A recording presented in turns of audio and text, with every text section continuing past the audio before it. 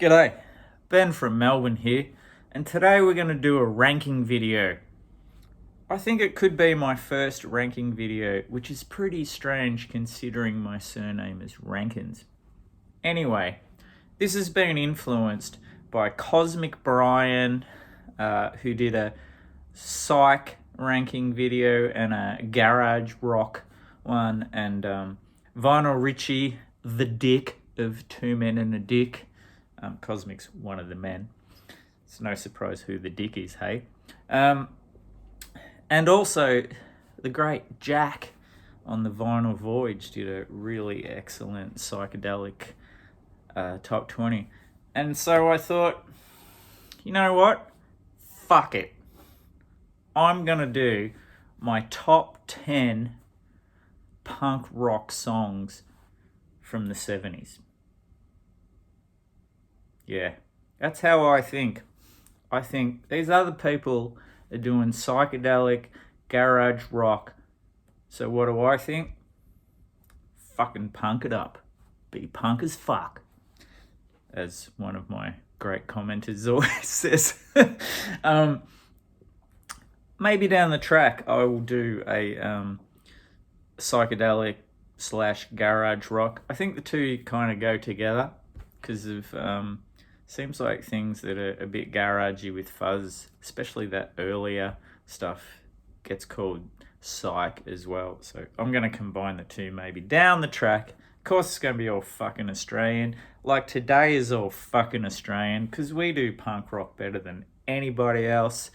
So yes, clickbait in the subject heading of my top 10 punk rock songs. So if you're here for UK or US stuff, too bad, motherfucker. This is the real deal. We pretty much invented punk rock. No arguments. All right, let's get started. At number 10, I'm going to go with the Lipstick Killers with their awesome track, Hindu Gods of Love. What an amazing song. You might argue this is not punk rock. Well, it is. It's definitely got that vibe. It's just that it's like a bit catchier. Think about all those other friggin' punk rock bands. The Ramones were catchy as shit, man. The Clash had catchy songs. The Sex Pistols were catchy. This is just catchier and better. Lipstick Killers, number 10. Yeah, baby. God's what's calling you. I wanna be in the chosen few. Open my mind and take a trip. Shake my head and wash my face. I've been on everything. I even broke my arm for you. Why did you give back my innocence? When all the money I had was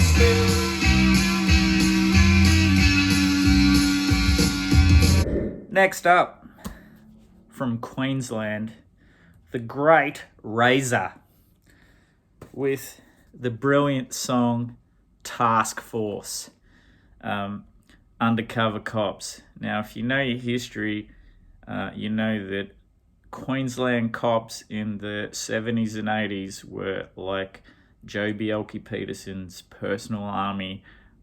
Back in the day, it sounded like a fucking hairy place to be if you were a punk rocker or basically anyone who didn't have short back and sides haircut and attended church on Sundays. Surprise, surprise, all those fuckers ended up being found out to be corrupt. Seems to usually be the case, the ones who think that they're holier than thou.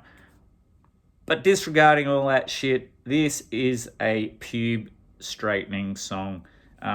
Stamp Out Disco, the B-side, is no slouch either.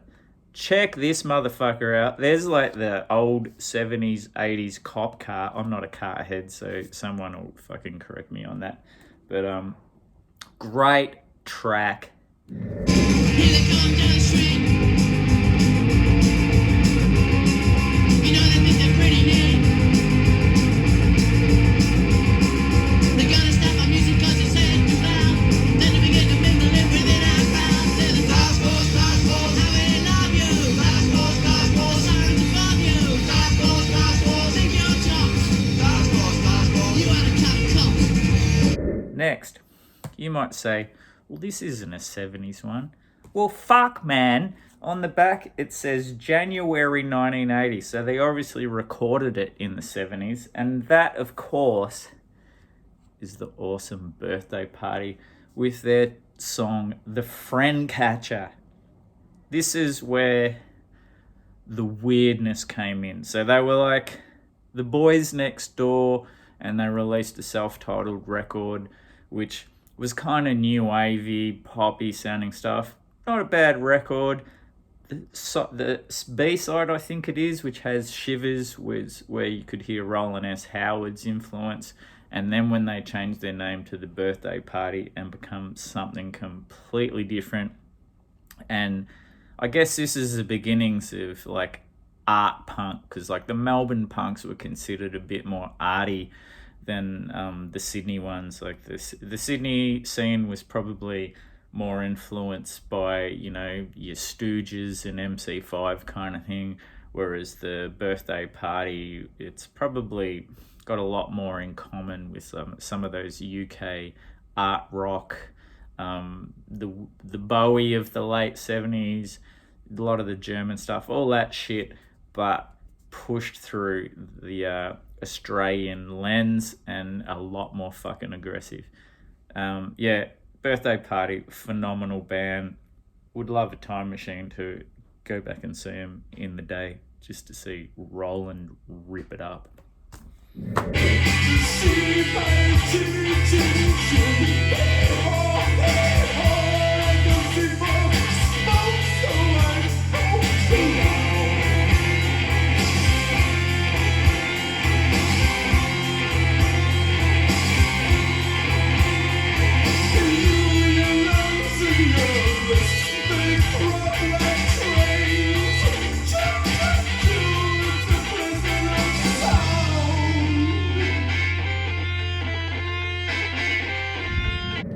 Next, number 8, the Psychosurgeons with Horizontal Action. This is so good that Crypt reissued it, and you know how fucking good Crypt is. God, I could have picked either side, like Horizontal Action or Wild Weekend. This is killer stuff. These dudes, you know, were in lineups of like the aforementioned Lipstick Killers. Like it was a very, if after having read actually that Radio Birdman recent book, a lot of these people played in so many bands around that period. So yeah, a lot of these dudes turn up in other great bands in the 80s as well. But Psychosurgeons, Horizontal Action, you don't have to stretch your brain ball too far to know what this one's about.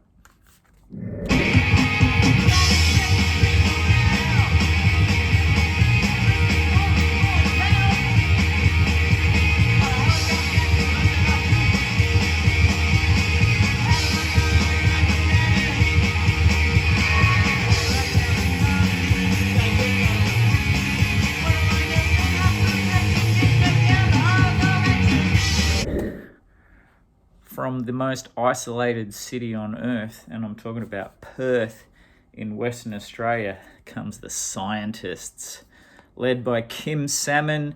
There's been like probably 3 distinct phases of the Scientists, this being the earliest, when it's just like snotty, straight up punk, good hooks though, catchy.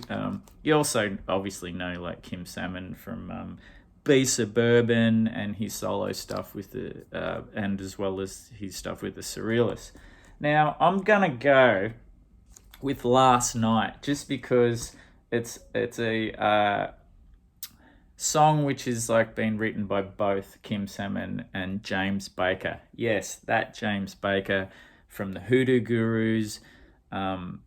Sinus, B Suburban, in all of the bands, the Dubrovniks, just a legend. Sadly, just died in 2025 after a long battle with illness, had cancer. But yeah, Last Night is just a cracking early like Australian punk song, and yeah, another one I might have picked off this is Pissed on Another Planet. And no, Americans, he's not angry, he's fucking drunk. That's what we call pissed.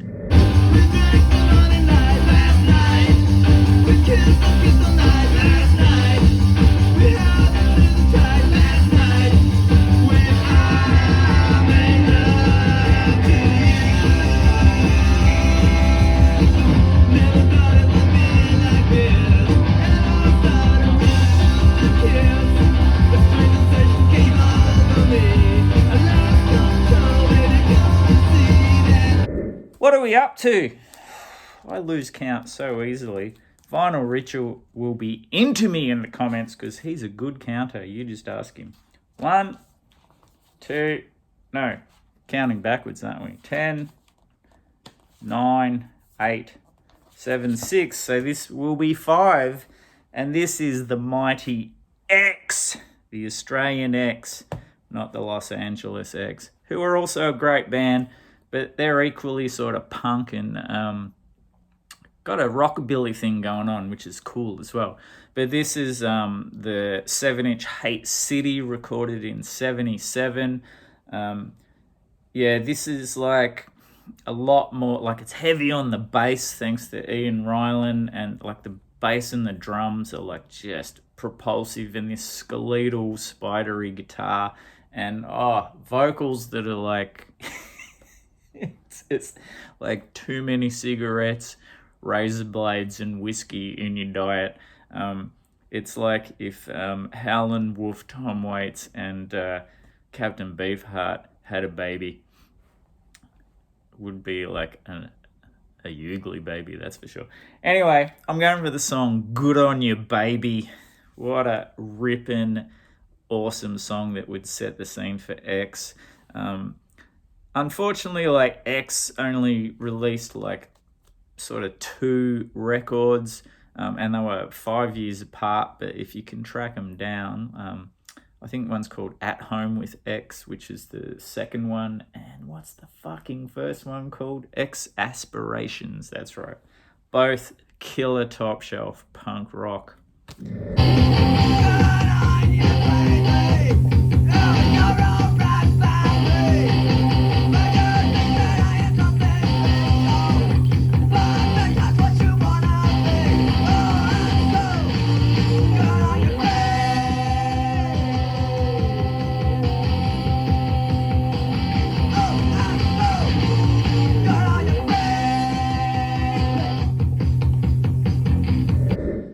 So this must be 4. Now 4, James Baker is back on it. Another Perth band, The Victims. And this was fronted by a then punk named Dave Flick, which became, well, didn't become. He was Dave Faulkner, was his real name. And of course, he went on to be the front man of the Hoodoo Gurus. And this is the classic single and classic song, Television Addict. It's funny how every generation there is a technology which everyone's saying it's going to fucking rot your brain. You know, at the moment it's AI. Oh, some relevancy in one of my videos. Unbelievable. But yeah, fucking great song. Read the news the other day about a boy they threw away. Where they shot someone like some contact teleplay. He claimed he was confused between fact and fantasy. It seems he spent all of his time in front of a TV screen. He was a television addict. Television addict. Television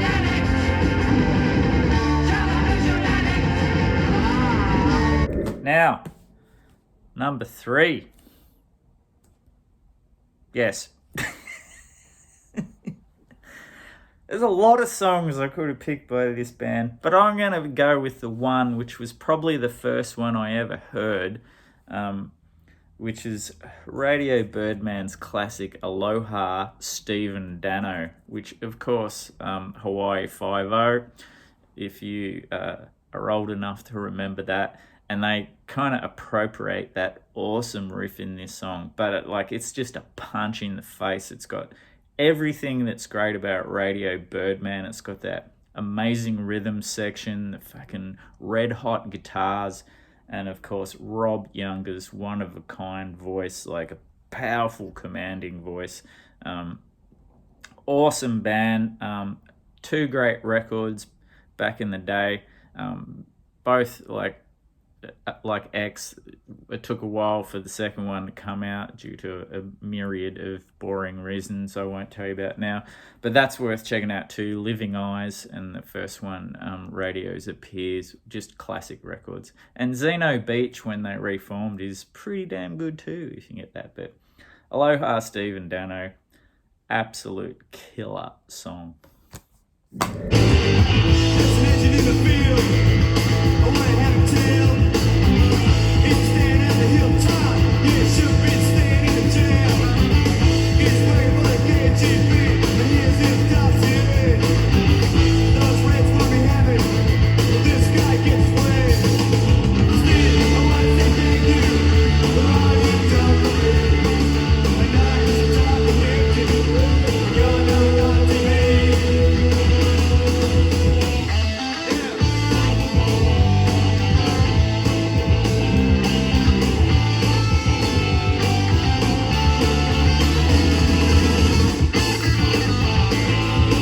Number 2. Now this may surprise you that it's number 2, and that is The Saints, I'm Stranded. What a song. What a announcement to the world. They beat the Damned. They beat fucking the Ramones, I think, to the first single. Ramones might have had the first record, maybe. Some fuckhead will correct me in the comments. But who cares? This is better than all of that. And I love all of that.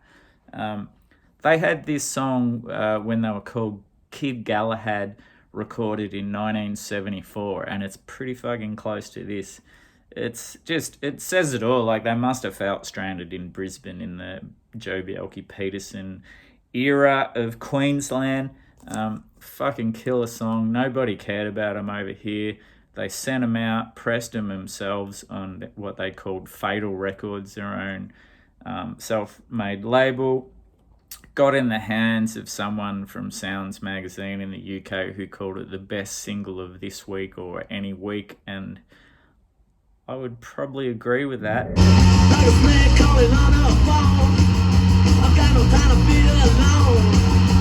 Someone coming at me all the time. You better think I lose my mind. 'Cause I'm stranded on my own. Stranded far from home. Alright. Yeah, I'm doing it. I'm picking 2 Saints songs because I can't separate them.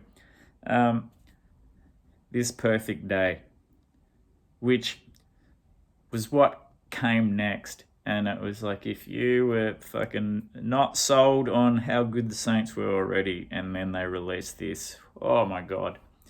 Talk about wig flipping shit. An even better song, if that's possible. I also really wanted to include Know Your Product, but, I thought that would have been stretching the friendship a bit much by having 3 Saints songs in my top 10 70s punk songs of all time. So number 1, This Perfect Day by the Saints. And when you hear it, fucking try and argue with me. You can't! My accent might have made that sound like a different word. Anyway, that's my top 10 punk rock songs from the 70s ranked. Rankins by name and nature. See you in the next one.